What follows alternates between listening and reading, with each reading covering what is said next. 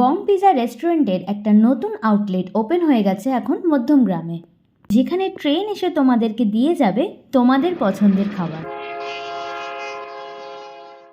আর একটা অবাক করা ব্যাপার হলো, ইন্ডিয়ান, চাইনিজ, তন্দুরি থেকে বিরিয়ানি সমস্ত রকম মাউথ ওয়াটারিং খাবার সার্ভ করা হচ্ছে কাঁসার থালায়।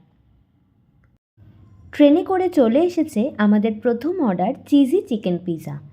প্রাইসটা আমি স্ক্রিনে দিয়ে দিলাম। পিৎজার সাইজটা কিন্তু বেশ বড় ছিল, চিজ আর টপিংসের পরিমাণও ছিল ঠিকঠাক। পিৎজার সাথে সাথেই আমরা অর্ডার করেছিলাম কোক, যার প্রাইস ছিল 80 টাকা। ট্রেন থিম ক্যাফের সিটিং অ্যারেঞ্জমেন্টটাও কিন্তু বেশ ইউনিক। প্রত্যেকটি টেবিলে ছিল একটি করে স্টেশনের নাম। আমরা বসেছিলাম বারাসাত স্টেশন, এরপরে ছিল বসিরহাট ও হাসনাবাদ। ট্রেনের স্টেশন দেখতে দেখতে চলে এলো আমাদের পরবর্তী অর্ডার ফিশ ফিঙ্গার বাসা, যার প্রাইস ছিল 240। ট্রেন চলল কারশিটে আমাদের পরবর্তী অর্ডার আনতে। বাসা ফিশ ফিঙ্গারটা আমি ফার্স্ট টাইম ট্রাই করলাম।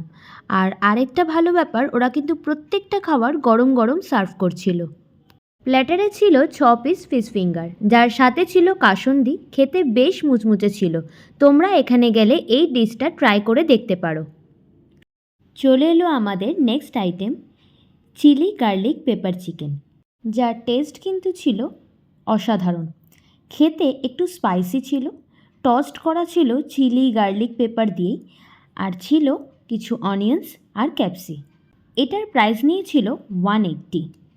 এই ক্যাফের অ্যাম্বিয়েন্স আর স্টাফদের ব্যবহার ছিল খুবই ভালো।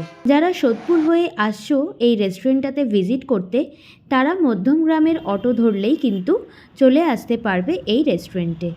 মধ্যমগ্রাম চৌমাথার অনেক আগেই পড়বে এই রেস্টুরেন্টটা, নিয়ার খোসলা ইলেকট্রনিক্স। যে পিসি চন্দ্র জুয়েলার্স, তার ঠিক অপোজিটেই কিন্তু বং পিজা রেস্টুরেন্ট।